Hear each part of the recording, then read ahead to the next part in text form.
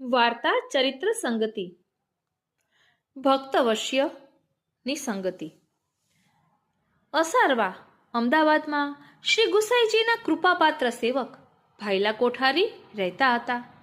કોઠારીજીને શ્રી ગુસાઈજીના દર્શનનો સદૈવ ભારે વિરહતાપ રહેતો.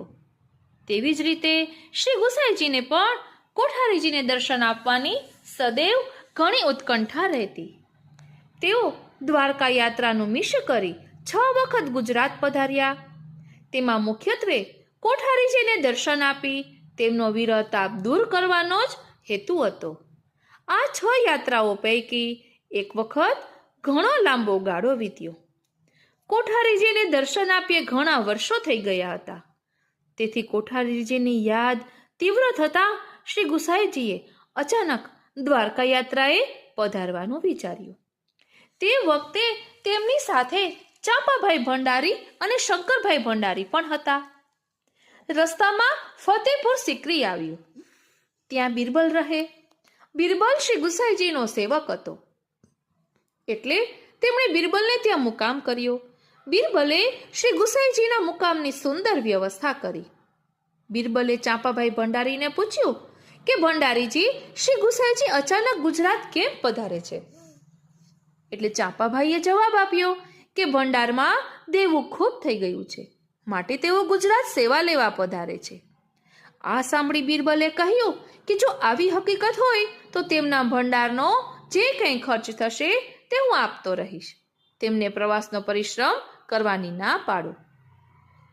શ્રી ગુસાઈજીએ પોતાના ખંડમાં બિરાજતા આવા અહંકારી અને અજ્ઞાની વચનો સાંભળ્યા.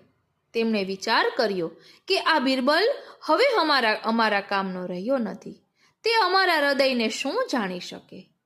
એટલે અહીં સમજવાનું છે કે ગુસાઈજીના હૃદયની વાત આ બિરબલ ન જાણી શક્યા. ગુસાઈજી તો કોઠારીજીને દર્શન આપવા માટે પધારી રહ્યા હતા. અને આ ચાંપાભાઈ ભંડારીએ આ રીતે કહ્યું, પણ બિરબલ પણ એ ભાવને સમજી ન શક્યા. એટલે વહેલી પરોઢે કોઈને કહ્યા વિના શ્રી ગુસાઈજી એકલા તેમના ઘોડા પર સવાર થઈ ગુજરાત તરફ પધારવા નીકળ્યા.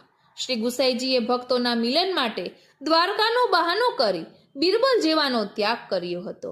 આમ આપે પોતાની ભક્તવશ્યતા પ્રકટ કરી. કીર્તન સંગતિ.